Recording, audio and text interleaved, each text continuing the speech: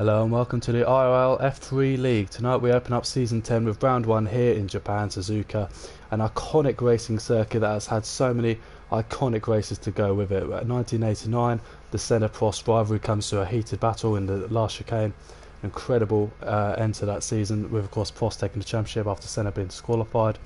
1991, Senna and Prost rivalry comes to a head again, this time turn 1 on the opening lap, and of course 2005, Kimi Räikkönen doing an incredible battle, fighting 17th on the grid, all the way to winning on the last lap, and overtake round the outside of Giancarlo Fisichella into turn 1. Well, I hope for plenty of racing like that tonight. I'm your host for this evening. Alongside me, our Season 8 No Assist champion and F1 League driver Charlie. Charlie, hello. where does this circuit rank in terms of the all-time great F1 circuits? It's got to be up there in the top 5 for me, to be honest. You know, we've had great races here in the past, like you mentioned, the big rivalries coming to heated moments, and titles being decided many times. So yeah, it's got to be up there. It's a real old school circuit. There's absolutely very little, if no, runoff areas. We sort of talking in terms of runoff areas, we're sort of looking at 130R, sort of potentially spoon. The entire first sector through the S's, the curves, you know, the diagonal corners, they are so fast, they are so hard, it's so narrow as well, but you've got to be absolutely on the limit. These guys, if they make a mistake, they're surely in the bin, aren't they? Yeah, it's like you say, very narrow through there, and you are really trying to push the limits of the car. You know, you try not to lose the back end, but you're also trying to get that front end turned in and changing direction so quickly through there. So you've really got to be careful not to over push it, otherwise you will find yourself in the gravel and inevitably in the wall. Absolutely. There's a lot of talking points going into this race. Pre-season wasn't lived. Your host Malc has changed. He I believe is now racing in F3 League. I don't think he's managed to make it, unfortunately, for round 1. In terms of pre-season, though, he was actually racing. He was making his return to league racing, as we're just about to get underway the 18-minute long qualifying session. We'll see what the weather forecast is like. But the big factors was from pre-season, Charlie, was certainly Luke Bailey, who got pole position not just once but twice due to a disconnect. He was under pressure to go again to get his pole position lap time. He did it again, and he won the race very comfortably. Is he perhaps the favourite tonight? I would have said so on the back of that performance in pre-season. He's personally, for me, he's going to be the favourite coming into this race. He went for what was not, in my opinion, the optimal strategy, but he went for it and he had the outright pace to make it work. So, like you say, got pole twice with the lobby crashing, and just really a real dominant display. So I expect him to be quick here too. Absolutely, it's been a different kind of challenge tonight. It's not, we're no longer under the spotlight, of course, of Bahrain. It was a fantastic race. We're very excited to get Season 10, the big number 10, underway for round 1. Qualifying session's just about to start. We're just about waiting. I think I can see possibly an Alfa Romeo car already heading out on track, so we'll see who that is. Driver we are missing tonight, which is a real shame, is Jeffrey, who did, as well as Luke, did an extremely strong race in Bahrain. Those two seem to be in a sort of league of their own. Again, as you said, not the perhaps greatest strategy, or at least not the perhaps favoured strategy of soft to hard. But he did a really strong race. It's really a shame we can't see him tonight. We also saw a very good race pace from Gareth, Craig and Malc. We'll see where Gareth and Craig can go tonight. But going into qualifying, Charlie, who have you got your eye on? Well, like we say, Luke, and I don't know, I think Gareth could be strong here. Obviously, like we said last week, he's just started racing on his wheel. But I think, you know, with the S section and the fast changes of direction through there, it suits wheel drivers for me. So we could see him have a bit of an advantage here over some of the other guys. Who else have we got? I think Synchronously had good pace last week. I think we lost him earlier in the race, but he showed some strong pace. And also Mr. P. I think Mr. P will be up there today as well. Absolutely, of course, Mr. P coming third in Season 9 F3 Championship, and of course with Gasto and Rimac moving up through the divisions. he'll be absolutely seeing this title as perhaps the one which he feels he should have his name on it. In terms of strategy, Charlie, it was a bit mixed. We was expecting people to go out on the mediums in Bahrain. We were proved wrong. The people who qualified on softs generally did very, very well. They got the track position and they made full use of it. Is tonight a bit more black and white? We expect everyone to be very aggressive, soft, onto the medium tyre later on in the race. Yeah, tonight is very black and white. It should be red and yellow. So, yeah, tonight it should be easily doable to run the soft and then switch to the medium at around about lap 10, give or take, how you manage your tyres. Absolutely, and of course we are riding on board now. We've lost in our pre-season champion, if you like, in terms of pole position and race win. Luke Bailey coming through the S's, it's just a little bit of a slide there, and he's coming really nicely through turn 1. Let's see what it's like for the 2 technical corners. It's an absolutely nailed on corner. It's really hard to get this second braking corner. He rotates the car very nicely. It's a hairpin that was almost made famous by Kamui Kobayashi. Maybe we'll be seeing some dive bombs there tonight. Let's hope so. Get some really good traction again on the exit as we come up to Spoon Curve. Really nice corner. Perhaps we'll see some overtaking through there as well. More people I expect will be looking for the exit. Let's see, as you say, Charlie, people were expecting them to be on the red and yellow tyres. Got a few people trying out on the hards. Gareth as well looking at the hards. Brennons, who did a very nice strategy starting on the hard tyres in Bahrain as well. Do you expect they're just trying to find their banker laps, trying to get in the groove for the circuit? Yeah, I imagine they're trying to do bank collapse at the moment. We just had a victim of the S section at the top of the hill. Wojtek lost the car and ended up in the gravel and in the wall, which is not an ideal start for him, but I'm sure he'll pit for a new wing and be back out there. Well, it's certainly be hoping so. As Luke Bailey goes, a provisional pole of a 29.6. Tinnis is on the mediums. He's going to try and pit in a banker who sadly invalidated his lap time. We'll see what Brennons can do on the hard tyres. Of course, we wouldn't expect him to be too far near the start on the hard tyres. We're losing a lot of time over one flying lap.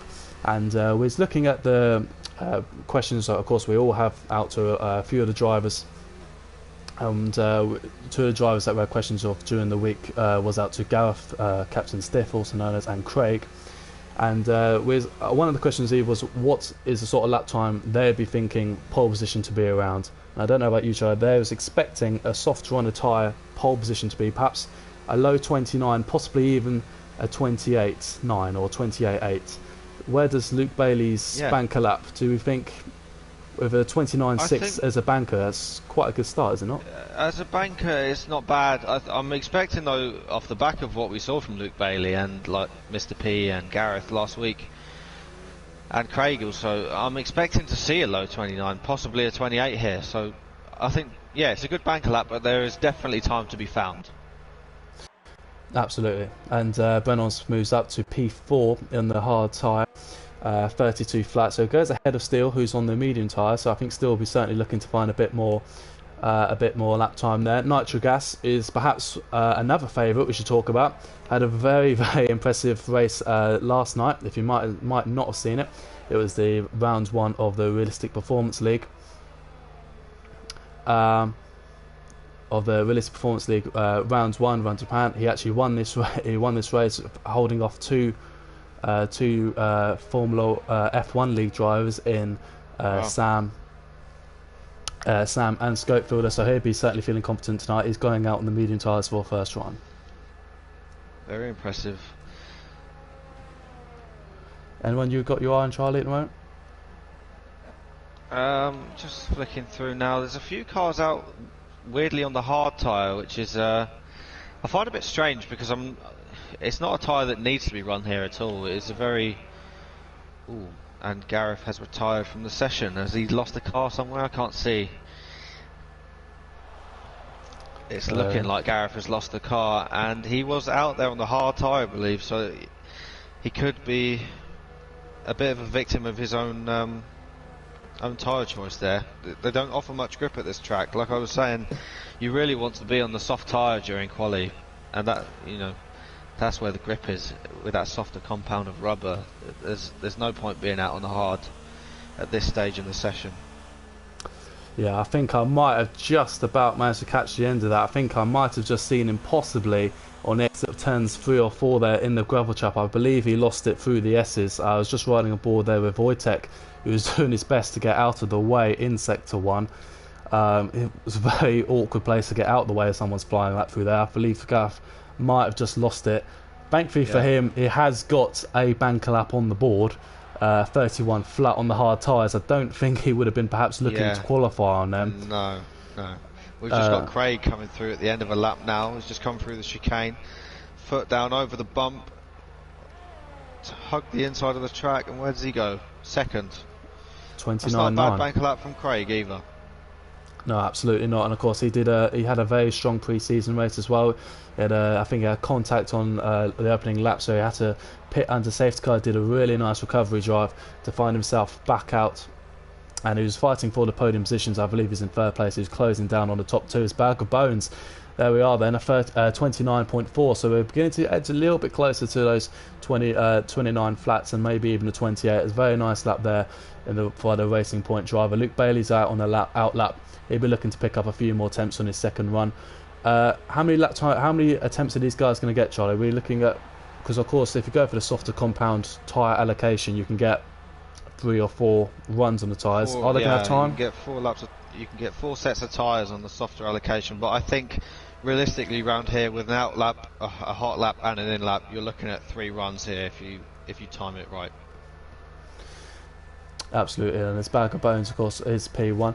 Got Luke Bailey, who's just about to start his second flying lap on the softs, going a little bit wide through the first corners there. He's going to try and hook up the S's now. 5th gear, swinging it left and right.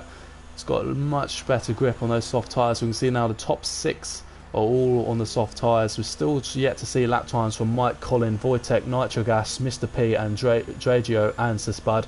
The Spuds is actually one of the drivers who just refused to set a lap time, it seems. As we just see Luke Bailey invalidating his second flying lap there. The Degner corner is a very, very easy corner to invalidate. You've got to be aggressive, but at the same time, if you do cut it, it will absolutely penalise you, and it's potentially a hot spot for penalties, as we see Stephen, the other Williams, having a spin in Sector 1. He's thankfully managed to keep it out the wall, which Claire Williams will be very pleased about. As we see Mr. P straight away with a 29 flat. Yeah, that's much closer to where I think we're going to be seeing the top end guys achieving that. That's a good lap from Mr. P. Really impressed with that. And as Wojtek moves up to P4, so we're getting a 29.7 from Wojtek. So we're getting plenty of runners now on the 29s. We're getting very close, with 8 minutes to go, to a 28 second lap time. Mr. P absolutely head and shoulders above the competition as it stands. That was his first flying lap, I believe. So as a banker lap of 29 flat is a very, very impressive run. So Spud will be perhaps looking to find a bit more time. I believe he could be on an in lap. He's of course at the moment set on the medium tyres. Whether he'll stick with those tyres or if he'll feel he's got enough pace to perhaps push for pole position on the soft tyres. We'll see what he decides to do later on in the session. Still B is invalidated this lap time according to this mini map on the right hand side. He's currently down in 13th position, a 33 flat. We're expecting to be a little bit further up the grid as he's perhaps looking to start now his as you know, comes out off into the pit. So these guys perhaps still 4 more runners yet to come. Nitrogas perhaps we'd be expecting to be a little bit further up. Of course, he is yet to pit in the lap time. He's on those medium tyres. Perhaps he is just taking... Oh, he's just lost it, and he's into the entrance of Spoon. He's he's destroyed the front wing.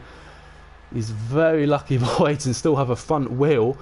It is, of course, as we were saying, an absolutely brutal circuit. It is so tight, it's so narrow, it is so fast in all sections of the track. If you pit just one wheel on the grass, that can happen, and he's used up a life there, that's for sure.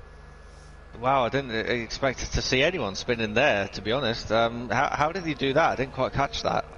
He was just coming into the entrance of Spoon. He's taking a really wide line to open up the corner, perhaps a little bit too wide, and sadly for him, he's just absolutely been shot off into the opposite barrier. Wow, that's a shame. That just shows how hard it is at this circuit. You really got to push the limits and try and use every piece of track that you can, and like we've just seen, sometimes it just doesn't come off. Yeah, a very disappointing start for him. Of course, he is perhaps one of the favourites after taking up such an impressive win last time out, or last night I should say, in the Realistic Performance League. Barker Bones is out and out, like quite a few drivers now in the pit lane. Ooh, got synchronously round in the wall in the S section, in sector 1. I'm not sure if he was on a lap. I think he might have been, but he has lost it and lost his front wing. So that first sector's catching out. He's got to be very careful. We've got a Mercedes driver coming through. He does well to get out of the way still. I don't believe he's on a flying lap. Still, it's actually no, he's on an out lap, so he's done well to get out of the way there. I think he's got a lot of damage to his front wing. He seems sliding over to the gravel as we're now coming to the two Degner corners. So he'll be looking to get that fixed very quickly. As we're now right on board with Craig, who's set down into 6th position. It was very, very impressive in Bahrain. He was very good on his tyres in Bahrain. If he can get a little bit further up the field, and it is so close. If we're looking from 3rd place in Luke Bailey at 29.6, all the way down to Craig in 6th, only 3 tenths between them. A couple of tenths can make a world of difference. Nice and smooth since through sector 1 here. He is ever so slight. Well, he's 2.5 tenths up on his time at the moment. So it's looking like a good lap so far by Craig. Absolutely, we'll see how Barker Bones is doing as well. I believe he's now he's the P2 man at the moment. He's still got to find 4 tenths of second to find Mr. P, who's an absolutely dominant. He's 3 tenths of a second up though in the first sector, so Barker Bones has clearly got plenty of speed left in his car. And he's at a purple first sector, so he's going faster than he has done before. Let's see what it's happening like. He goes all the way down into 2nd gear, trying to maximise the exit. So I have a very nice straight and a very nice flat. It's got a yellow in sector 3. I think it might be it might have been a Renault. Was it Craig? Not sure. Craig is no, that's not Craig. Craig is half a second up, coming into the chicane now.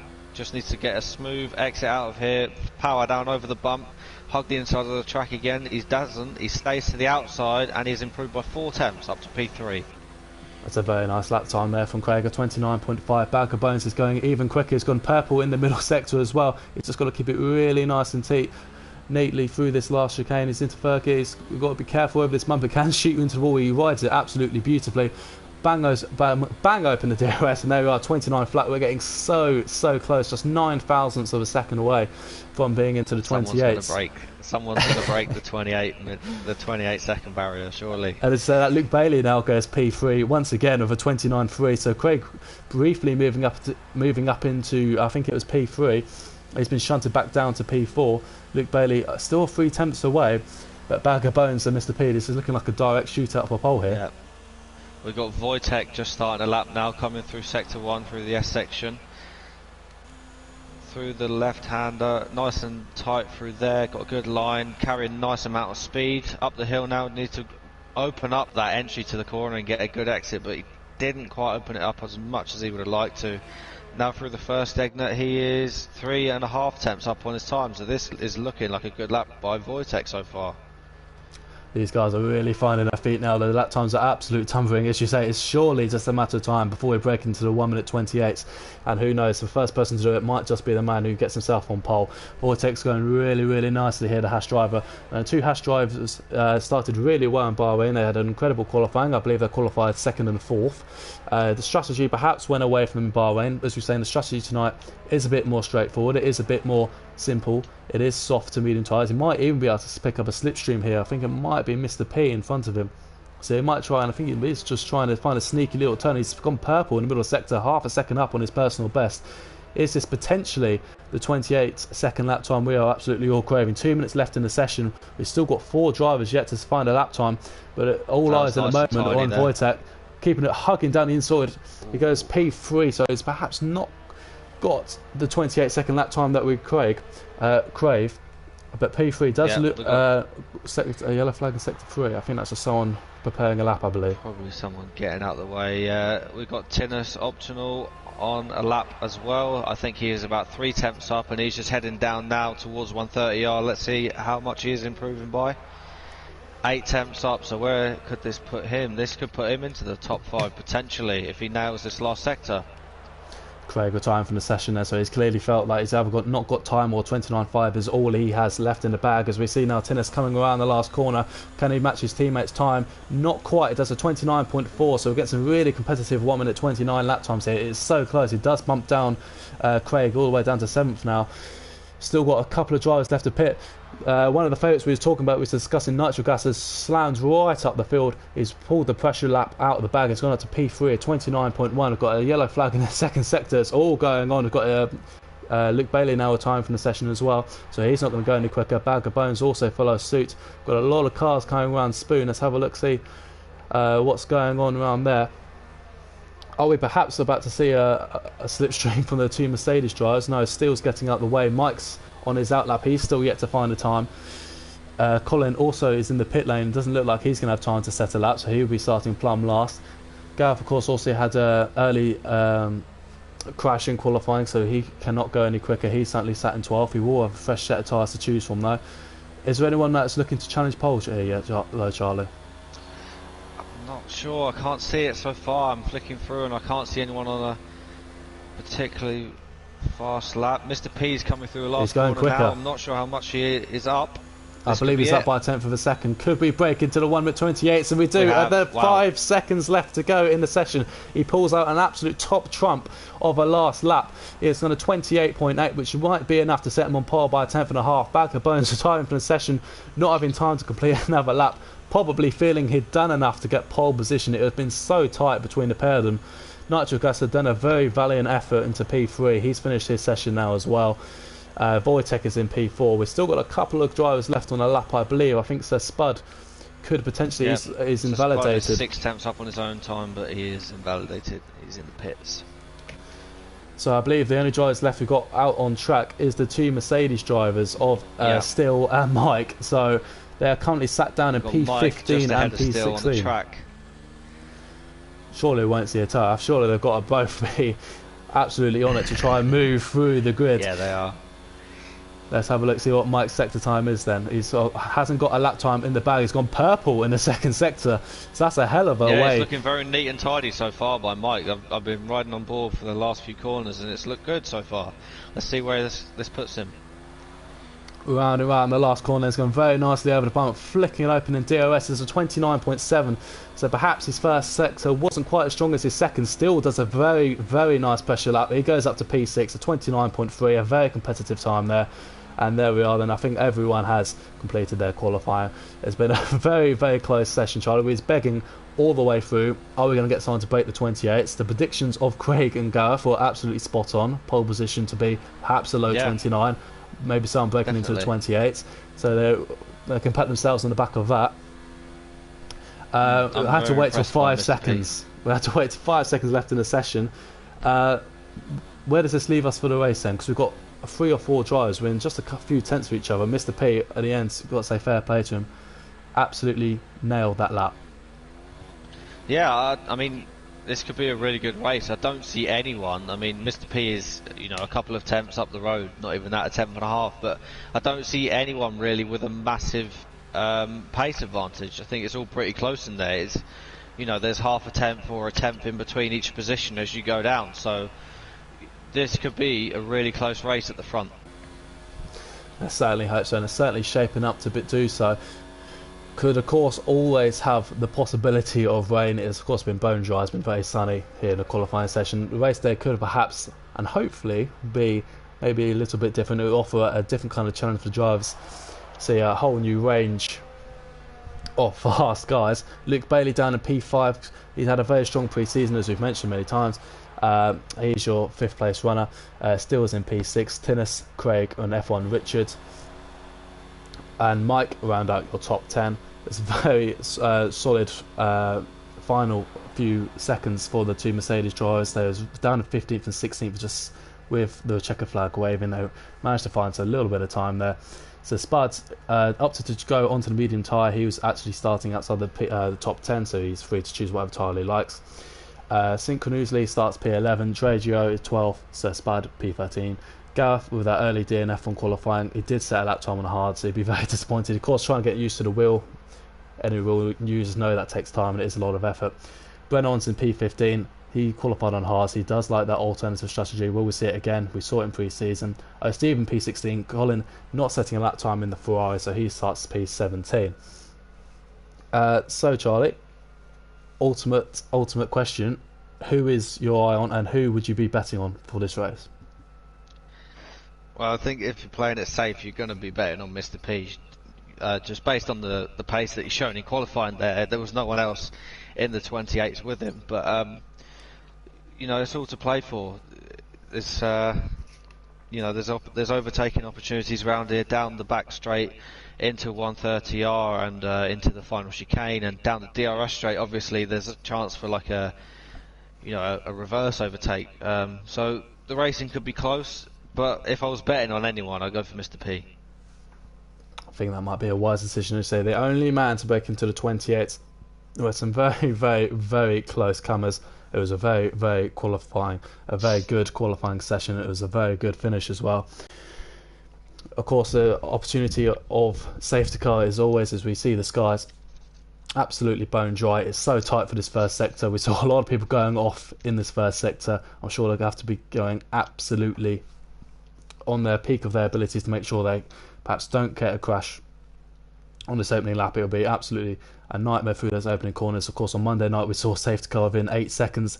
Let's hope we get a little bit further on through there than before we get safety car. The safety car will, of course, open up many strategies and make the racing very interesting. Do you think it's likely we'll see safety car here, Charlie? I think there is a possibility, obviously, with the frequency of them now.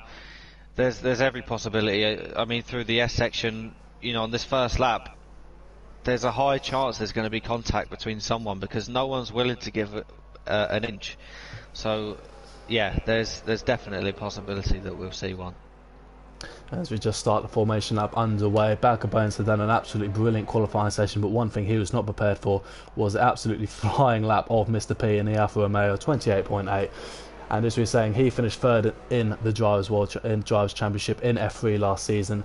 Gasto no longer in the league, and Rimac no longer in the league. He must feel like his name is on this trophy for this season. Season 10, the last season of F1 2019, and he has started this season absolutely perfectly. He's done an absolutely brilliant qualifying session. He's done an absolutely brilliant lap. He's got himself the track position. If we want to give himself the absolute best preparation he can on this outlap, get his tyres up to peak temperature, get a good start. It is a short one into turn one. It is a quite fast corner, so overtaking opportunities are limited, but that doesn't mean we won't see overtaking into turn one. And of course this lap, the hairpin, Charlie, will this be the first point of the first lap where we will see some brave souls and some brave overtaking opportunities, perhaps? Kobayashi? Now yeah, I think the cars were more suited to overtaking back then, so I think to do that in one of these cars where it's a bit wider, it's a bit heavier, you've got to be very brave. But I wouldn't put it past anyone. No, absolutely not. And of course I'm expecting to see some fantastic racing coming out of Spoon all the way down this back straight into 130R and into the chicane. It's a very difficult corner to try and think and plan your overtaking the chicane. Do you go all guns blazing on the brakes, try and get the overtake done, or do you wait, perhaps try and compromise their line, see a little bit of contact there on the outside on the formation lap, and try and get them down the home straight? With DRS, you see a very slow formation up here from Mr. P. He doesn't want anyone having an advantage over his tyre temperatures at all. Yeah, it is one of the best places obviously on this track to overtake, but the chicane is not very forgiving, so if you do just miss your braking point, you are likely to be heading off the track and possibly picking up a penalty. So for me, it's better to try and pin your opponent into the line that they don't want to take and set them up for the DRS straight. Absolutely, they're all filing through now, just about to get back onto the grid, and we're about to start this 27 lap race, get it underway with the green flag. While we're waiting for the car to line up, Charlie, we're just talking about 130R. Is it still a corner? Is it still one of the great corners in Formula 1, or is it a has-been? I think it'll always be considered one of the greatest corners, but the fact that obviously we see in real life Leclerc was able to take it one-handed, takes something away from it. Says a lot. It certainly does, and we are already now, the guys are all lined up. We're waiting for the 5 lights to come underway, and here they are then, 3, 4, 5 lights. Who will get the best start? Lights out, and here we go then. Mr. P gets a solid start, but it's a very nice launch from the Racing Point. Mr. P covers it well. Racing Point's going to have to fall into second place. Nitro Gas is on the outside into turn 3. But they're all being very, very well behaved so far. Luke Bailey and the other Alfa Romeo has moved up into P4 position. Wojtek dropping down to 5th. I can't see anyone. They're all being very well behaved through this first sector. It's certainly lasted longer with no safety car so far. It's a very good start though for Mr. P. Bag of Bones is P2, Nitro Grass is P3, Luke Bailey's moved up to P4, Wojtek P5, the Tinnis, Haas of Tinnis is following his teammate in P6. They're all being very, no spinners, no contact so far, all following a line. It's incredible. I don't think many expected that. No, absolutely well done. I mean, I was expecting some contact, so you know they've done really well to get through there. It looks like Mr. P is slightly starting to drop Bag of Bones already. And you can see on the left hand side of the screen, it's not been a great start from Mercedes, or still he's dropped down 3 positions. I believe he's just trying to get one back though with Tinnis. I think it might have been perhaps a mistake there on the exit of the hairpin from the Haas driver. As now, so he's going through Spoon Cone, and there is contact now on this first lap, and he's just about, he's done really well to hold it. He's going to lose a handful, well, more than a handful. He's going to lose all of the positions, so he's going to find himself plumb last by the end of the first lap. Very unlucky there from the Haas driver. It's so close. I'm not sure if you've got a glimpse of that, Charlie, but it seems it is corner spin. You have to be 100% committed. Yeah, it looked a bit like a Vettel Verstappen kind of incident, that, didn't it? He tried going up the inside, but wasn't really there, and spun himself. It's been a very solid first lap then for Mr. P. He is 9/10 clear of Bag of Bones. He is starting how he finished his qualifying. He's nearly broken the DRS zone already. His teammate has already picked up 1 place on this opening lap. He's already looking at the Realistic Performance League race winner of Japan in P3. He's looking for that podium. It's a very strong start by both Alfa Romeo drivers. He's all over the back of that Red Bull. As you can see, other movers. See, Brennan's in the pit lane. Has he got damage? He surely must have done. Yeah, I think he must have been caught up in some sort of incident. Well, that's already a place back up there for the Haas of Tinnis. As we see movers up for the grid, Stephen and Gareth, both Williams making up places. Mike's dropped down a place in P11. Still all over the back of F1. Richard is trying to get some places back. Craig up into P6 as well. We see, there's Nitro Gas is losing it through the hairpin of turn. He's losing it through the hairpin or just on the exit. And it's now put Wojtek all over the back of Luke Bailey. Yeah, that's cost him 3 positions as well there. Heavy fuel loads and cold tyres perhaps, or was it just perhaps being under pressure and just being forced into a mistake by Luke Bailey? Probably a bit of a mixture. The heavy fuel load doesn't help obviously at the start of the race, but he was under severe pressure from Luke. Luke was really hounding the back of that Red Bull. And now we'll see how Luke does under severe pressure from Wojtek, who's been looked very, very racy despite losing that place on the opening lap. He's certainly not going to try and give up. It do not have DOS yet. That'll be enabled at the end of this lap. Mr. P sets a new fast lap of 33.2. Yeah. So he has now broken the DOS. DRS, yeah. Bag of Bones is doing a very solid job in P2, but he'd be desperate to try and get back into that DRS zone. Wojtek absolutely shadowing the Alfa Romeo. How effective is the DRS zone, Charlie? Are we going to see a lot of positions changing on the home straight? It's a bit of an odd one, this. At other tracks we can see the DRS can be really effective, and you don't particularly have to get a good exit off the last corner at some tracks, but at this track in Suzuka, I think you really need to, start setting your overtake up at the chicane and pin your opponent into taking a line that they don't want to take. Because the DRS straight isn't that long, and you haven't got a heavy braking zone to help you at the end, so you really need a good exit and to be really close off the exit at the last corner. Absolutely, we've got an absolute train of cars all the way down from realistically 3rd place all the way down to the top 10. Everyone's shadowing each other. I think a lot of cars are going to have DRS for this 3rd lap. Mr. P is certainly not going to be on them. He's got no one in front of him, and he's got only Bag of Bones 1.2 seconds behind. Bag of Bones is just about keeping with him though. Luke Bailey's keeping himself involved as well, but he is under pressure from Wojtek. He's just pulled away a little bit, so he should just about be clear coming down the home straight. Still, it was very, very close to F1 Richards. Sadly, he was very close in the wrong part of the section. He's about 0.2 of a second behind during the first sector. No overtaking opportunities around there. See if we can get a very nice exit. Perhaps have a look at the McLaren driver down the home straight. As Mr. P sets another new fastest lap. He's absolutely loving it out there. 32.9. He's going quicker and quicker. Bag of Bones still keeping in touch though. And only 0.3 outside the DRS zone. So Mr. P can't afford to get complacent or make a mistake. I'm on board with Gareth at the moment. He is all over the back of his teammate down in P14. The two Williams cars, could they just be following each other now, or are they going to start battling? Because Gareth really is, you know, following Stephen quite closely through the X section here, which is hard to do, so he obviously must have a big pace advantage. Stephen's car doesn't really look stuck to the track at the moment. They both seem to be struggling for a grip. Absolutely, starting on those medium tyres, of course, they're going to be quite a big disadvantage for this opening lap, so we'll be hoping the race comes towards them lightly. Perhaps if Stevens is getting a little bit in the way of Gareth will be thinking of perhaps asking for a little bit of team orders, a little bit of teamwork to try and move up, because they've got to stay with the field assist. Spud is the lead runner in P12 of the medium runners, but he's already 2.8 seconds behind, so it's absolutely crucial that they try and keep the best they can with these soft runners. The top 11 cars are all on the soft tyres, and they're all setting very, very fast lap times. At the moment, see Mr. P still leading on lap 4. He's 1.5 seconds clear now, so he is opening that gap. Bad Bones is doing well to hold off Luke Bailey. He's very comfortable now. Wojtek is absolutely shadowing the pre-season race when Mr. P, is setting a new fast lap of the race, another 32.9. Is he in a league of his own? He is in a league of his own at the moment. We've got Steele behind F1 Richard coming down into turn 1 now on the outside. This is going to be a very brave move if you can pull it off. They're still side by side. They're still side by side, yeah. And I think Steele is going to get the traction in the inside line for the next corner, but he's been a bit kind there. And, well, they're still side by side. Someone needs to be a bit forceful here, get their elbows out and finish this move off. And there we are, F1 Richard finally closes the deal. Absolutely brilliant racing. It looked like an incredible move from still around the outside of turn 1, but F1 Richard fought it back, and of course he had the outside line for the following corner to turn 3. Really nice racing, really respectful racing from these guys. This sort of racing we all want to see. A really tough first sector, that. A bit too respectful for me from Steele there. He should have just got his elbows out. And all was Drajo spun at the hairpin.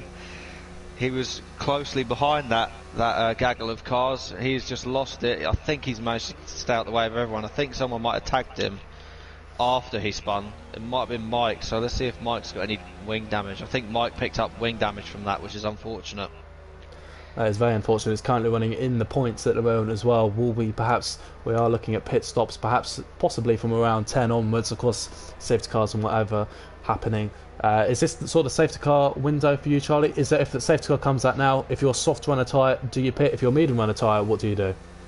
I think if you're a soft runner tyre now, and the soft tyre runner even, and you're running that now and the safety car to come out now, I think you'd be okay to pit to the medium, because you'd have a few laps under the safety car, and you normally pit around 9 laps or 10 laps anyway, so yeah, I think you'd get away with it now if the safety car came out. So it's a good window for the guys to be in. Yeah, they just got to bide their time, but I don't know if we're going to see one anytime soon. There doesn't seem to be that many collisions going on. And as you were saying earlier, perhaps Mike picking up a little bit damage. He is now currently in the pit lane, so I would like to think that probably confirms the fact that he does indeed pick up front wing damage, and his front wing damage around this course is so incredibly effective. It is you need such good downforce, you need such good traction, you need good everything. You need a car working absolutely at its peak to feel even remotely comfortable around this circuit. He's taken the bullet. He's gone onto the hard tyres, and I expect him to be going to the end. Is he not?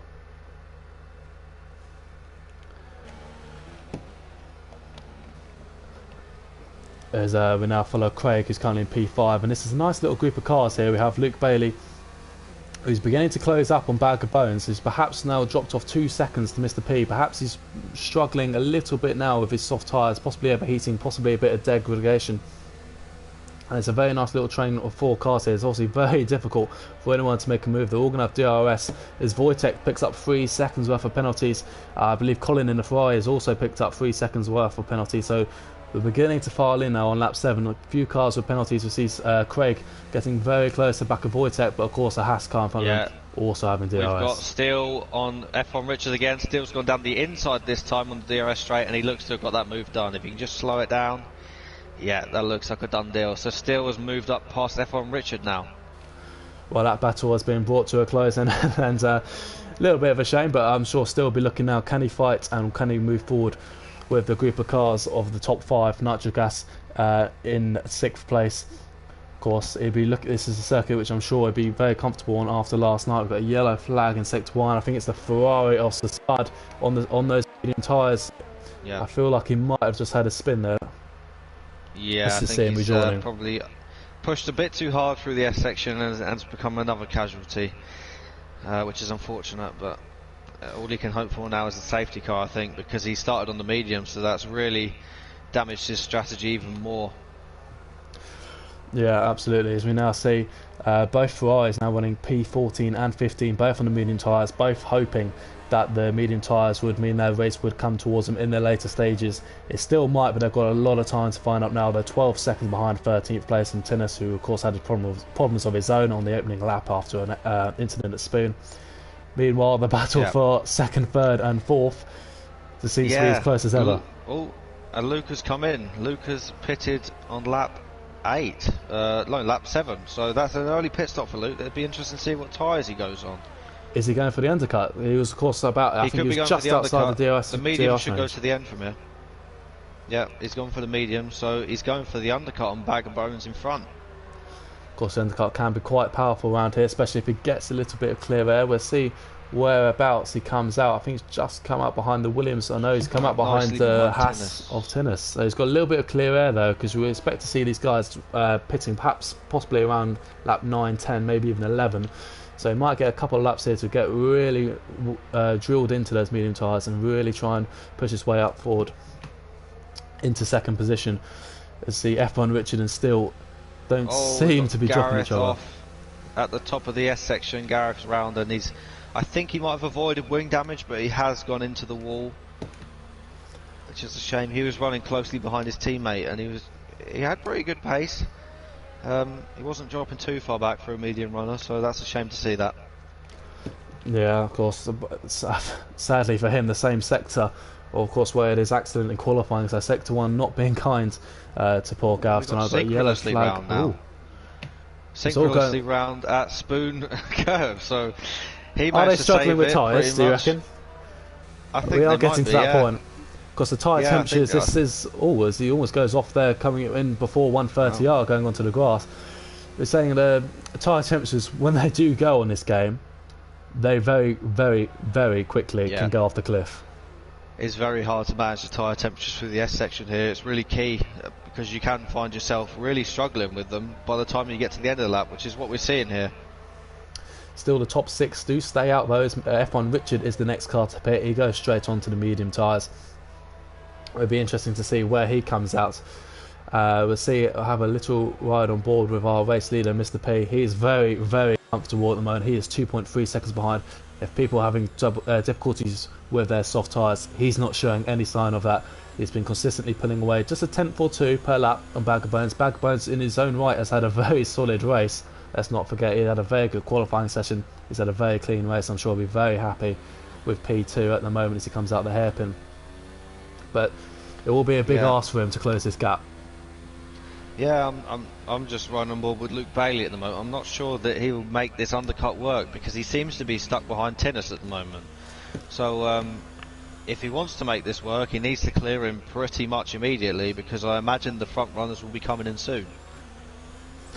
Yeah, absolutely. Of course, Tinnis was running very well. He was inside the points starting this race in this very turn. In fact, Spoon on lap 1 just had a little bit of contact, spun around, lost a heap of positions. Has harshly compromised his race. He's got himself back up to P9. He has got to pit again very soon, though, we imagine, probably in the next lap or two. Luke Bailey be certainly hoping that he's going to pit in the next lap or two, preferably this lap. As we see Craig getting an absolute monster of a penalty of 5 seconds for speeding in the pit lane. It's a massive slap on the wrist, I'm sure, from Craig. As we see him pit as well, does our race leader, Mr. P. Yeah, that's a massive blow for Craig there. It's really unfortunate. You've got to... the pit lane sort of, jumps out at you a bit. You think you've got a bit of time to slow down before you get to the line, but you haven't. As soon as you're around that little bend, it's there. You need to be prepared for it, and obviously he's been caught out by that there. Of course, every tenth of a second matters, and of course when you're coming to the pit lane, all you're thinking about is being as quick as you can and gaining every single tenth of a second you can. Mr. P has come out very nicely ahead of Tinnis, which is absolutely crucial, though he is behind the Williams of O'Stephen, who's on 9 lap old medium tyres, and she will be going out for we imagine he'll be staying up for quite a while yet, so it's been absolutely crucial for our net race leader to pass that Williams as quick as he can, as it is for his teammate Luke Bailey. If he wants to get the jump of Bag of Bones, he stayed up for an extra 2 laps. So we've got a DNF, got a crash I believe in the first sector for Colin, virtual safety car. Is this, depending on how long it stays out, Charlie, time, yeah, Bag of Bones might have Bones and Wojtek. Well, Mr. P has done absolutely everything right. He might have just, the only thing he might have got wrong is potentially picked a lap too soon to pit.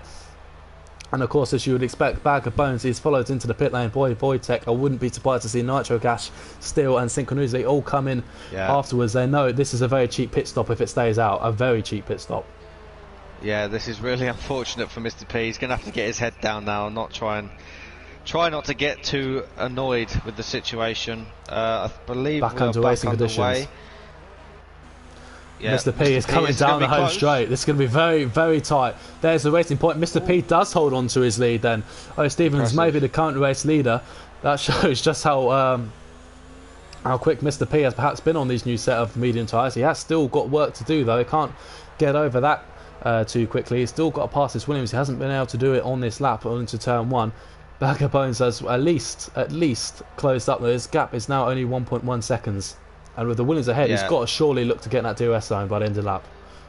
Yeah, he's got to just clear that Williams as soon as possible, because the Williams of O'Stevens won't have an answer for him on the next DRS zone, so he just needs to clear him before he gets to it, in my opinion. So he's sort of protected from Bag of Bones and Wojtek. Bag of Bones, of course, does have that extra lap of tyre life on his tyres, and he will be looking to make the absolute most of it. And Mr. P, after a very, very solid stint, it's becoming a little bit unravelled. He's done well to maintain the lead despite the virtual safety car. I don't know about you, Charlie. I was fully expecting to see a change of race leadership there. Yeah, Mr. P must have been lightning quick on his outlap on the new medium, because yeah, normally you'd expect that when the virtual safety car comes out that the guys behind get a real cheap pit stop, but it didn't seem to work out. Might come under a little bit of pressure here as Mr. P perhaps struggling with a little bit of straight line speed. The Williams seem to be just pulling away from him down that back straight into 130R. Bag of Bones got extremely close to come now through the final chicane.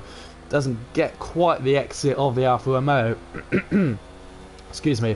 As we come down the home straight, Luke Bailey is now the fastest car on track. He's done a 32.7 on those medium tyres, so he's enjoying life. He's only 1.4 seconds behind Wojtek, who himself is right on the back of the Racing Point driver. So this race lead, this race win with 16 laps to go is still anyone, I think, in the top 5s. Yeah, it's looking like Mr. P seems to be running a bit of a higher downforce setup than the Williams in front of him, and he's really struggling for straight line speed. You know, he's following him really closely through this section, so maybe he needs to drive Wojtek's gone straight into the wall. Absolutely to the top of the hill at end of the first sector. And we've got a full safety car. A full-blown safety car. Absolute shot of direction. A very, very unfortunate. Of course, F1 fans will probably recognise this corner, and this very collision very similar to the Jules Bianchi accident. The car absolutely just snaps to the left, snapped to the right, and the poor Haas driver was sent absolutely hurling into the wall. His race has absolutely been ruined. He's doing very, very nicely, looking at a top 4, top 5 finish, maybe even a podium if he's able to keep his pace up. He was doing a very, very nice job indeed. But as we were saying, Charlie, this track is so unforgiving. The slightest mistake, there is no run-off. It is old school like that. And we do want to see tracks like that on the calendar. But I've got to feel a bit sorry for him there. Test the driver's skill. Yeah, it's good. It really tests the driver's skill. So, yeah, you do feel sorry for them, but it comes down to just being able to handle the pressure at the end of it. So, yeah, unfortunate, but the race goes on. Absolutely, and O'Stevens, of course, yet to do his pit stop. Sorry, as he comes into the pits. I think that's very much expected. Would you, if you're on the medium tyre, is this a no-brainer? Pit for hards? Yeah, I mean, I think you've got to really, unless you are good on your tyres. I think you could possibly stretch the soft to the end, because it's a very low tyre wear around here. So I think he could have gone for the soft to the end. If you can do 10 laps, I think you could squeeze 13. By the time this safety car ends, you know, you could only have 12 or 13 laps left. So I probably would have taken a gamble on the soft, but he's gone for the hard. He's played it safe. He's in P8, so yeah, it's looking good for O'Stevens.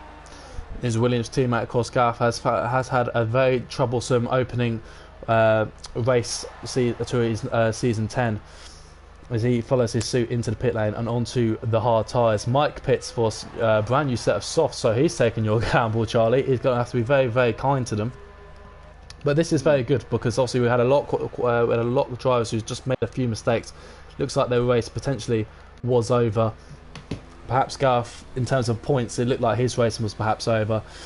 Seen Spud having a few problems as well. Brennon's had, I think, had damage on the opening lap. They're all now back on into this fight, back up with the pack. They've got the option to pit for new tyres, got the option to pit for different tyres, and the battle now for the points is absolutely anyone's. Yeah, interestingly, I don't think Brennon's pitted, so I think he stayed out, or has he? No, Brennon's has pitted, sorry. Yeah, he's on brand new medium, so yeah, this has brought Brennon's back into it, and Spud is going to bring them back up to the back of the pack, so they're going to have another crack at it, which is good. It's good luck for them, really. Absolutely, and it's looking very nice so far for the Alfa Romeo team, currently sitting first and third. Mr. P has done a very good job so far. He got the pole position, he's led the race, he continues to lead the race under safety car. Giorgio getting 5-second penalty there for exceeding track limits. We're talking about corner cutting.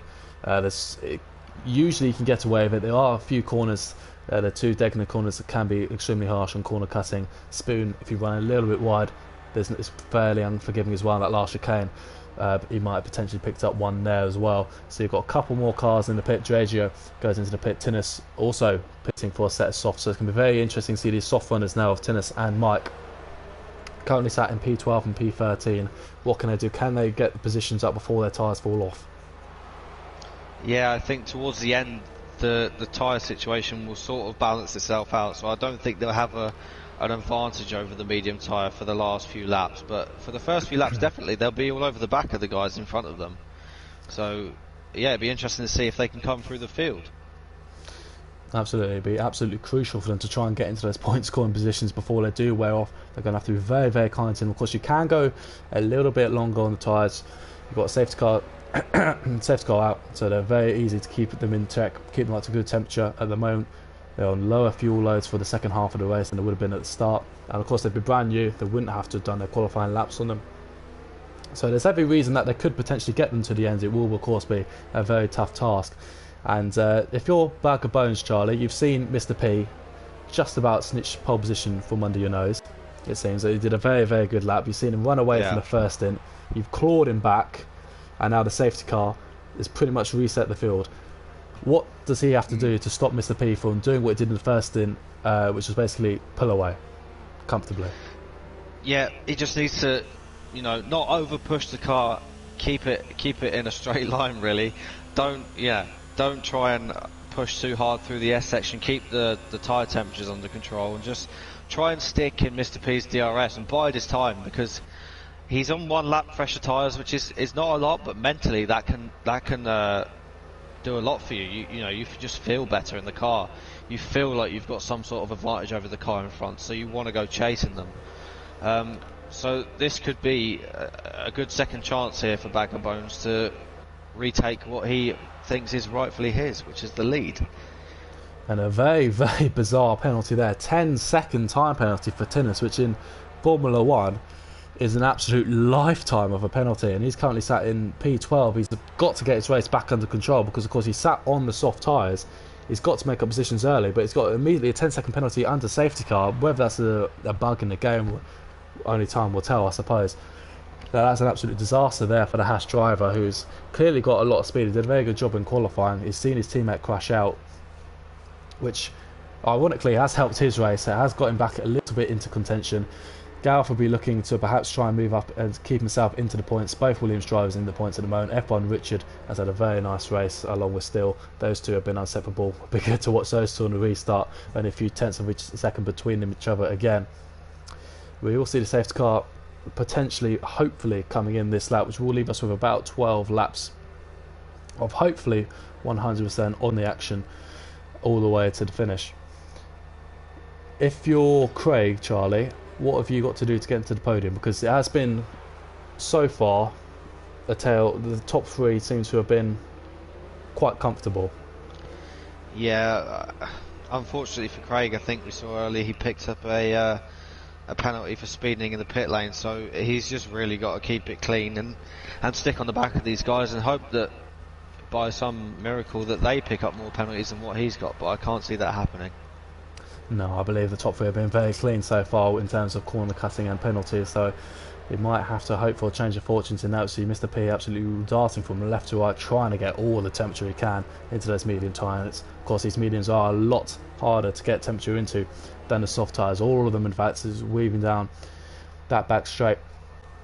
We see a safety car coming to 130 out, and there's confirmation then from race control. Safety car is in this lap, and we are about to get underway. Mr. P seems to be in an absolute hurry to get back underway. He wants to go racing again. The safety car coming around the last chicane now, about to dart off into the pit stop. Mr. P just reeling away through the chicane, and at last we are back underway. Have we got a spinner or something? No, we had a couple of guys being caught out by the fact Mr. P slowed so quickly. A couple of guys that just overshot their braking point at the chicane and almost hit the back of people. So, but I think we're all good and we're back underway.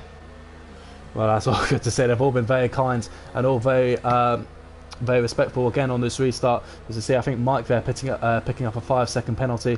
Both Williams comes close. He might have been caught out. I think Mike might have been caught out by the quick slowdown from Mr. P. Well, they bore them nitro gas. Of course, you cannot rule him out. He's extremely confident around this circuit. He's currently sat in P5. He's got everything to gain in front of him. Still an F1 Richard behind him in P6 and 7. Those two have sort of been in a race of their own. The top 5 have been very, very strong this race. So it'll be an absolute mission for Steele and F1 Richard to try and keep with them. Anyone in this top 5 seems to have a chance of winning it. Bag of Bones is just about keeping hold of Mr. P. Only 6 tenths of a second behind. It's crucial that he stays within that gap before DRS is enabled along this back straight to get a very nice toe. 6 tenths of a second behind. Mr. P seems to have perhaps a little bit better straight line speed than we earlier thought. We saw the racing point get very, very close into 130R. So if he does stay in DRS and does stay in the slipstream, he's got a very good chance. As we see Craig picking up another penalty, 3 seconds, so that's 8 seconds in total, which potentially could mean, his podium chance is now over. Yeah, his podium chance are probably over, and we could even see him drop out of the top 5, which would be a shame, but it is what it is. You just got to be careful around here, and it can really punish you if you're not. Absolutely, Mr. P setting the new fastest lap of the race, but it's absolutely then already bettered by Steele, who was saying, can he try and keep with the top 5? The top 5 did seem to be perhaps in a race of their own, but he's now only just a few tenths second behind Nitro Gas and looking really, really solid now as we're heading just towards the last 10 laps here. When the Suzuka circuits are coming around through the S's and now into the second sector, into the 2 diagonal corners. Mr. P is doing very, very well. He's had a very, very, very strong opening race to the season. He's got pole position, he's got track position, he's led pretty much every single lap bar his pit stop, but now he's coming under probably the most pressure that he's been in. There's perhaps a little bit of a deep line there through the hairpin, or is he just looking for that exit speed? He knows that racing point is quick in a straight line. It's going to be very, very tight. He's got his teammate as a rear gunner in P3 to try and keep the racing point as occupied as he can as they come through Spoon. It's absolutely crucial for the racing point to try and close up as much as he can to try and get that slingshot on Alfa Romeo. He might be finding himself looking behind more than forwards, as we see the top 5, top 6, top 7 still all within a second of each other. Yeah, we've got a bit of a division now in the field. From Stephen, obviously running on the hard tyres, managed to keep synchronously Andreggio and the cars behind him. Yeah, he's caused a bit of a gap there between himself and Richard, so we've got a little gaggle of cars trying to really get past Stephen now. Synchronously is the man who absolutely needs to get past him. And of course he's not quite got close enough down this home straight. Goes a little bit wide into turn 1. So does Stephen. So they're both really struggling. Stephen's struggling with those hard tyres. They are quite new and he should easily get to the end on them. But of course doesn't have the grip that they normally do. Synchronously seems to be struggling in the turbulent air into turn 1. Just ran a little bit wide following the Williams on to that wide line. Mr. P still struggling to drop Bag of Bones in P2. The Racing Point perhaps looking a little bit better, a little bit stronger on these medium compound tyres, and of course with DRS I believe should be activated at the end of this lap. Yeah, Bag of Bones is looking really comfortable at the moment. He's following Mr. P without any problem. He's got plenty of his battery power, his ERS left, so yeah, Mr. P looking like he could be under a bit of pressure at the moment, and when DRS gets activated, then we could see a potential switch for the lead. For 16, 17 laps, Mr. P has been the man, there's no doubt about that, including qualifying as well, but he's going to have to work if he wants this race win. It's certainly not handed to him. I think we've got a spin there at the back from Dragio in the Toro Rosso around Spoon, it looks like. Yeah, I didn't quite catch what happened, but yeah, Dragio's just dropped a load of positions. He was running behind synchronously, I believe, and obviously there was a small gaggle of cars there that are all over the back of O'Stevens, so he might have been caught up in some kind of incident. Well, the racing point of Bag of Bones got very, very close to Mr. P around the Spoon. He didn't quite get the run onto 130 like he wanted, or out of the chicane. He's come very close under pressure from Luke Bailey. Craig's just about hanging on. He's nearly about a second down. He's got a lot of penalties. We know that. He's got about 8 seconds worth of penalties at least that we've seen. So, of course, he is currently P4. Realistically, he's probably going to drop down further than that, but he's doing his best to try and keep into the DRS zone of the Alfa Romeo in front of him. Got a couple of yellow flags. I believe that's just Dragio again. I think he has now retired from the session. We had Sir Spud spinning in turn 1 and 2 as well. I'm not quite sure what happened, if he was caught up in an incident, but he was round at turn 1, yeah. It's been a very, very tough start to the season so far for the two Ferrari drivers, calling out our first retirement of the night. So Spuds, it's had a few incidents, doesn't quite seem settled tonight at all. As we now see, Craig has done a very nice lap 19 so far. He's really got himself back into contention with Luke Bailey, only 6 tenths of a second behind. It does seem to be a bit of a DRS train at the moment, Charlie. Are we going to see some overtakes, do you think? We could do it, like I said before. Bag of Bones is sitting comfortably behind Mr. P, and he just needs to line him up and get a good exit out of the chicane. I believe DRS is now enabled, so we could see, yeah, it is. He's got DRS, Bag of Bones has, so we could see him close up to the back of Mr. P at the end of the straight, but I don't think it'd be close enough for a move. No, they are. The fastest up of the race by the Red Bull on nitro gas. He is absolutely desperate to get past the Renault Craig, and he's desperate to try and get back up onto the podium positions. And see Mr. P only just 3 tenths of a second. He's going to have to defend. He's going to have to really work for this second stint to hold on to his lead, to hold on to his race win that he feels he absolutely deserves. It's been a really, really good race from these two. They've been very, very solid. Luke Bailey winning the pre-season. He'd be very happy to be on the podium, I'm sure. But he knows there's more there for him if he can get just that little bit closer. Of course, it is a little bit harder when you're on P3 rather than P2. The car in front of you has DRS as well. Can be a bit of a DRS train. It can be very difficult to overtake. It's not an easy circuit to overtake on at all. As we see, still looking very, very nice, nice on the back of the Red Bull as well. He seems to have dropped F1 Richard, who's now currently about 2.5 seconds further back. And Luke Bailey, do we see him potentially? I'm looking at his tyre life. He's got tyres that are 3 laps older than Bag of Bones and 2 laps older than Craig. Does he start to move backwards rather than forwards? I'm not sure. I don't think that on the medium round here that the tyre wear is that much of a factor. It might be a little bit of, like a couple of hundredths or maybe a tenth a lap, but I don't think he'll be moving backwards. I think he's looking pretty comfortable at the moment. He's just waiting for an incident to happen between the two guys in front. Craig is going to be under a lot of pressure coming down this home straight. Nitro Gas has got only a 3 tenths of a second behind. He hasn't got a great exit out of that chicane and onto the home straight, so I think Craig might just be safe for now, as we've only got about 7 laps left of racing. It's been a very, very tight. Bag of Bones is so close between himself and the Alfa Romeo. He's in an Alfa Romeo sandwich. He's done a very mighty impressive job. One thing I have noticed that Bag of Bones has been saving his ERS a lot better than the 2 Alfa Romeos. Mr. P is sitting on 30% at the moment, and Bag of Bones is on 50%, and Luke is on 30% as well. So Bag of Bones just has that little bit of extra power in his locker if the 2 guys run out. Well, this is great. All 3 of them all have a chance of winning. Craig has just dropped back a little bit. It's now 2 seconds behind Luke Bailey. He's critically dropped out that DRS zone. Perhaps he's just struggling with his tyres a little bit more. He's coming under increasing pressure from the Red Bull. He's behind him. Perhaps he's just all guns pointed at the rear for the Renault driver with just a few laps left to go. The top 3 are all looking forward though. All of them are looking to try and get that race win. Mr. P has it at the moment, but what can Bag of Bones do? He's very, very quick. But Luke good exit behind Vagabonds here. This could be close going down into the chicane. Coming through to 130 yard and he's in the slipstream. He will have DRS. So will Bag of Bones. He's just about still within the DRS zone of the second Alfa Romeo. He's come through this last chicane. He takes a very nice line. Luke Bailey's going to get a good exit, perhaps a slightly better exit than Bag of Bones. So comes down the home straight. They're both going to have DRS.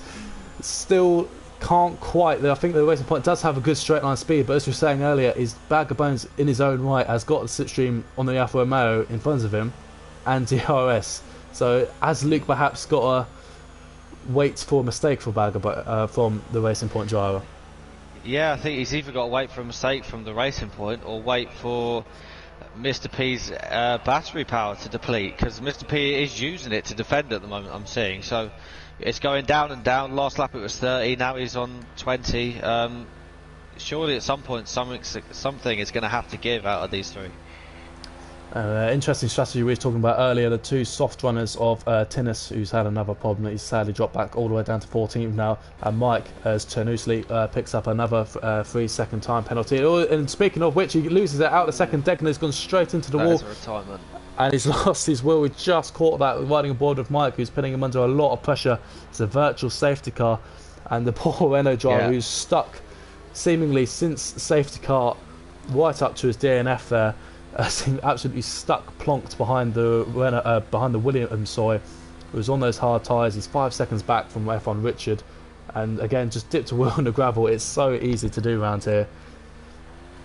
Yeah, this is a good opportunity to save ERS now for Mr. P and Luke Bailey, and just save a bit of extra fuel mix as well, just to help defend in the last 5 laps from Bag of Bones. Absolutely, we still have 5 laps left of racing. It's still incredibly tight between the top 3. It's good to see we've only got a virtual safety car and not a full-blood safety car. That would have been interesting to say. Yeah, this is a bit strange here. Mr. P doesn't seem to be saving any ERS, while Bag of Bones behind has nearly filled his battery up. So this is a bit interesting to see, actually. I don't know why Mr. P has done that, or not done that, so to say. Well, it might not have been saving EOS, but he's certainly been saving a very, very nice virtual safety car. He's got a 1.1 second gap, perhaps Bag of Bones, perhaps just napping, or it was just a very on the limits restart by Mr. P under virtual safety car. He's got to try and close that gap, crucially for Bag of Bones. If he doesn't get back into that DRS zone, he could find himself absolutely being on the defensive for the last few laps, because the Alfa Romeo Luke Bailey will simply not go away. Still only 5 tenths behind him, the second Alfa Romeo. Was Bag of Bones perhaps just sleeping there, do you reckon? Yeah, I think maybe just he's let temperatures drop on his tyres. He wasn't really paying attention. The smallest thing can cost you that half a second there. So yeah, probably just wasn't paying attention. Interestingly, this virtual safety car has brought Craig, the Renault driver, back up. He's in 4th place. He's got a lot of penalties, we know that, but has gotten a little bit, at least for now, into contention with these top 3 drivers. He's only 8 tenths, only 9 tenths back in. Virtual DRS is instantly back on. We do not have to wait for that. Luke has got DRS on Bag of Bones, who obviously now has fallen back and doesn't have it off the car in front. So this is going to be close down into turn 1. Which way are they going to go? Well, he thinks better of it. Bag of Bones has made it very clear to defend the inside line. Luke Bailey knows he's going to get another chance. Bag of Bones is now 3.4 seconds behind Mr. P. And of course, the more he defends, the less chance he's got to try and close that gap, the less chance he's got to get back in the DRS. And all the time he doesn't have DRS, Charlie, he's going to be absolutely concentrating on Luke Bailey behind. Yeah, the more he concentrates on Luke Bailey behind, just enables Mr. P to get away in front. So Luke Bailey kind of helping out his teammate by battling the car in front. Luke Bailey gotten as close as he's come yet so far to second place. It has been a little bit of a scrappy lap 2014 from him though. He's dropped now down to 8 tenths. Even himself is now going to have to potentially look at defending his position. As we were saying, Craig has got penalties, so he should get them back even if he was to be passed. But the Renault driver seems perhaps saved a little bit more fuel, perhaps saved a little bit more battery. He's really coming back at these top 3 now. Luke Bailey needs a good exit out of Spoon. I think he's got it. Craig has also got some nitro gas behind him and still certainly won't be dropped either. So the top 6 still absolutely going for it. Mr. P, crucially, has broken the DRS zone. He's still got a 1.2 second gap Bag of Bones is coming back at him though, and he certainly won't want to give it away. 3 laps to go. He's done such a good race, Mr. P, but he has crucially perhaps dropped slipstream range as well.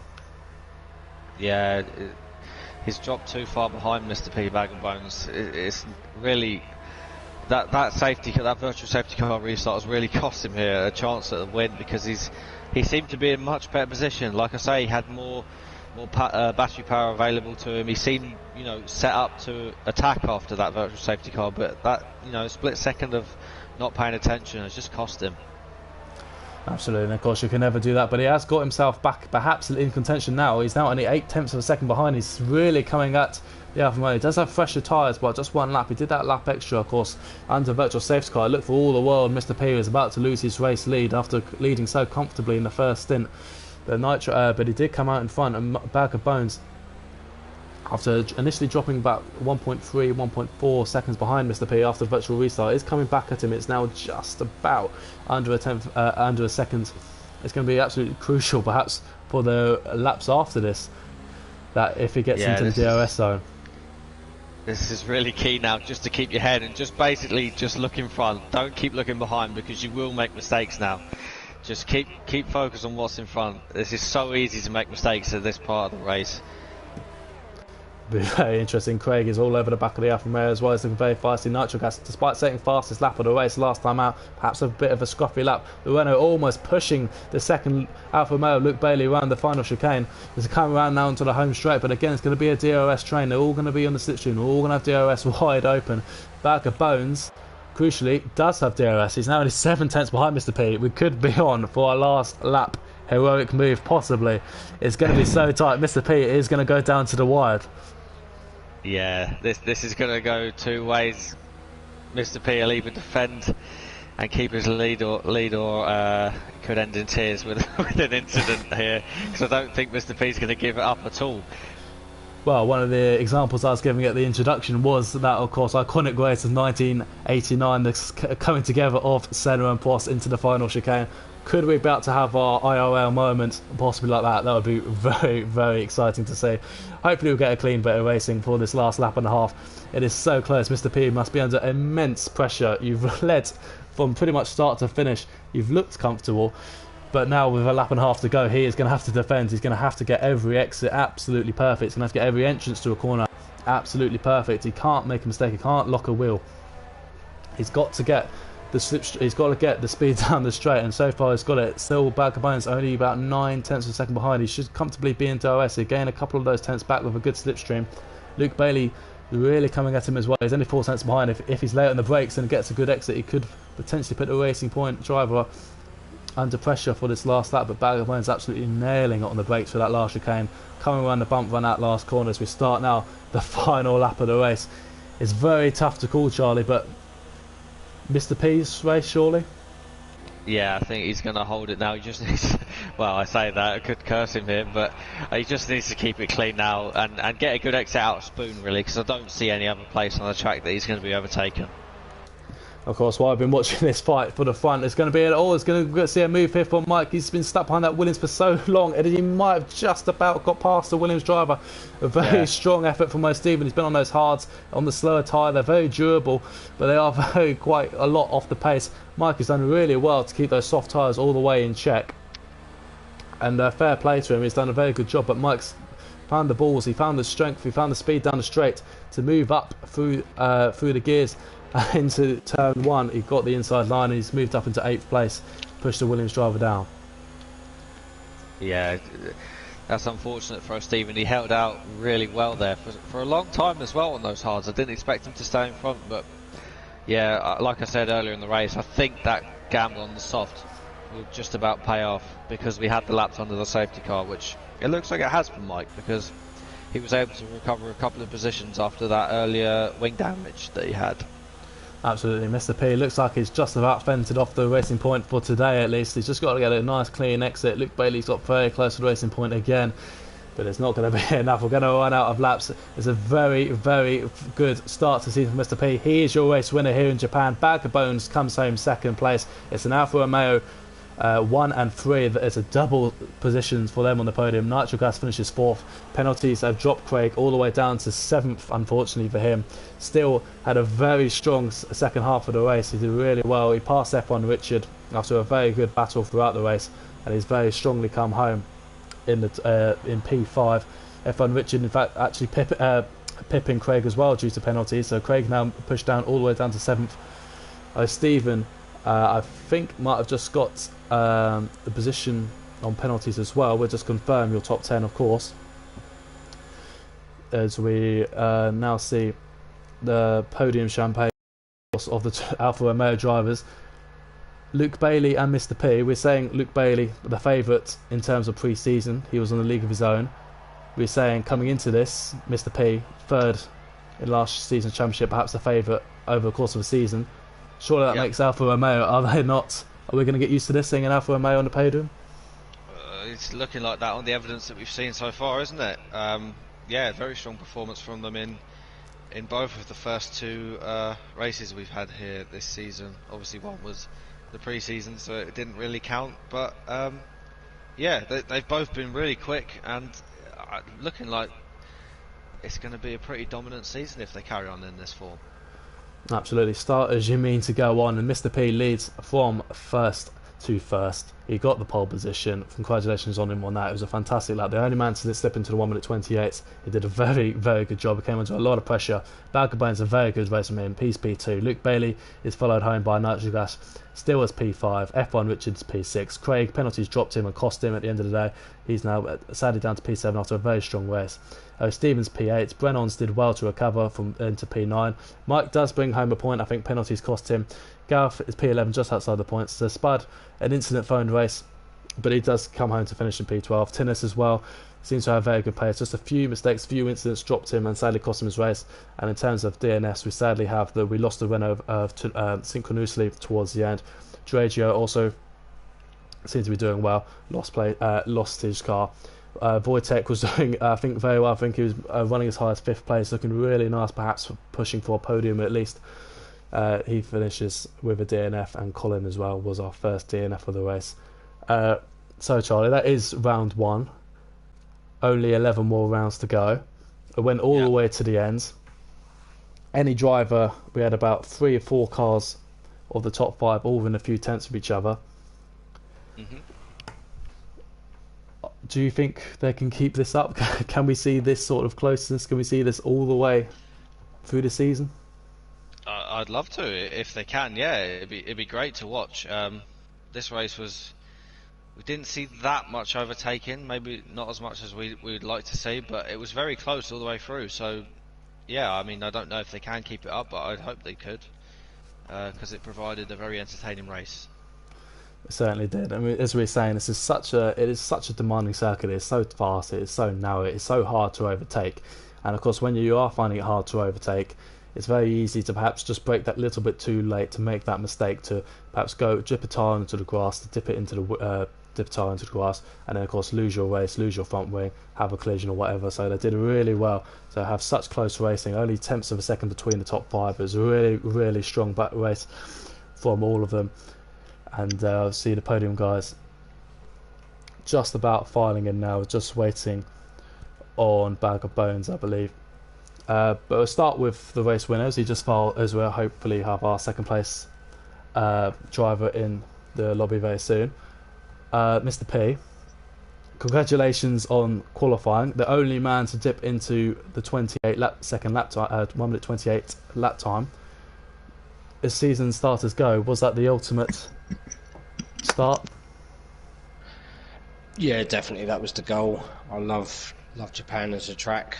Got high expectations for this season, so that was a goal. Going on performance last night, I got podium performance last night, so I potentially knew it was there, but yeah, ultimate goal to nab that pole and then hopefully keep the lead. Well, you certainly kept the lead. You did very, very well. You had a really impressive first stint. You seemed to be in a league of your own. You pulled a relatively healthy gap. When the virtual safety car came out, did you feel you'd lost the league, perhaps lead of the race, perhaps undeservedly?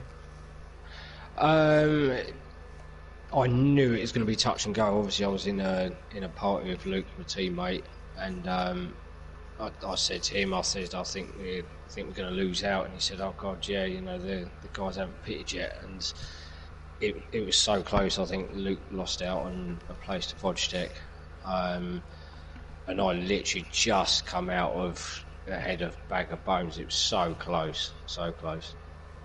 It really was very close, and of course you did manage to just about hold on to the league. You did a really nice race. You seem to have pulled the gap. Virtual safety car came out. Oh, sorry, the safety car came out again. Sorry, I just see a message there popping up. See, under virtual safety car, it was pushed all the way to the end. You seemed to be the quickest, but seemed very hard to try and get rid of the slipstream and the DRS. Bag of Bones just couldn't seem to quite drop him towards the end. No, it was, to be honest, I felt more comfortable on the softs than what I did the mediums. The mediums felt a little bit twitchy, especially after the safety car. Didn't feel half as comfortable after the safety car. So it was just a case of using fuel and ERS wisely. I had a bit of fuel in reserve, and then just maxed it all out on the last lap, really. I'm sure we did. Of course, we're all looking, and we're seeing a delta. We're seeing the split times between each cars. We're seeing 3-4 tenths. We're seeing 5 tenths. We're seeing 6 tenths. It's all looking very, very close. You didn't really get all that close to you. You seem to defend really well. You seem to get a really nice exit out of Spoon. Always a very late on the brakes and just a chicane. Was there ever a point where you thought, I'm going to be overtaken here, or did you always feel confident that you'd be able to hold on? To be honest, I felt comfortable. Bag of Bones didn't make any moves, so I don't think he had any opportunities neither. So I felt comfortable in that respect. So it was just a case of making sure that I got my braking points right and got the exits good. For some reason, I always seem to be able to brake late on this game, a lot later than what most guys can. So defending into bends isn't too bad. It's just obviously when you come under attack on the straights. But it was just a case of maintaining, making sure that I've got the braking points right and got the exits right. Absolutely, you certainly did a very good job of that, so congratulations to you. I believe we're still waiting for Bag of Bones. I'm not sure if he is able to join, so we'll move on to... Yeah. Are we unable to get him? But I've not heard anything back from him, so let's just move on without him. Okay, Luke Bailey, congratulations. You see your teammate taking first place, but I'm sure you'll be very happy with third. After pre-season, also, which you pretty much dominated the pre-season race, was you expecting more, or are you very, very pleased to just start so strongly as a team as well? Yeah, I'm happy for third here. Not one of my strongest or favourite tracks, so I was quite happy with third, to be honest. But yeah, it's a good start for the team. Absolutely, and in terms of constructors, round one pre-season, you both looked very quick in pre-season as well. It's worth mentioning. Lots of people will have you down as the constructors' favourites. Is that the ultimate goal, or is your main focus only on the drivers? No, definitely. It's a team in it, so we've got to kind of prioritise both, hopefully. And as for the drivers, we'll just have to see how that goes. Well, I look forward to that if it does certainly happen. In terms of your battle with Bag of Bones, you seemed very, very close. But, if he didn't have DRS on Mr. P, do you reckon you could have got second? Because you seem to be really close to him. You put him under more pressure than perhaps Bag of Bones put Mr. P under pressure. Yeah, I only had a couple of chances. I had one chance. Bit of a to decide whether it were good or not, but went to go down the inside and it was a bit of a late move over, but that was my only chance really. I didn't really get another attempt. Yeah, it was a very firm defence into turn one. It would have been very interesting you two go side by side. Turn back to Mr. P. After winning round one, obviously round two we go to Abu Dhabi. Is that a circuit that you're going to be looking forward to? Obviously beating your teammate will probably be the first priority if Luke continues being as quick as he is. Well, I mean, everybody obviously wants to win, don't they? I mean, Luke and I obviously do a hell of a lot of practicing together, so we know each other's pace. We plan what we're going to do before the race, so you know we very much go into the race thinking team to start with, and then obviously see how it pans out throughout the race, really. So we knew Luke was going to pit tonight, for example, on lap 8, and I was going to go lap 9. So we just see how we go, really, to be honest. But good start. It was a very good start, and we look forward to seeing that absolutely next week. You two are obviously free to leave the party whenever you choose. Charlie, we didn't get to hear from our second place man. Also, we didn't see second place in pre-season. We didn't see Jeffrey tonight as well. How much are you looking forward to round 2? Are we expecting to see these guys again?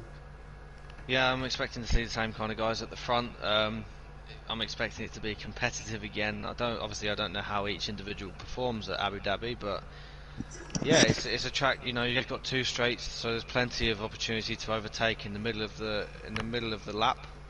So I'm expecting to see some good racing again. Absolutely, we did get some very good racing. There's no doubt about that. But of course, the one perhaps criticism that we could have for Abu Dhabi is that it could be another DRS train.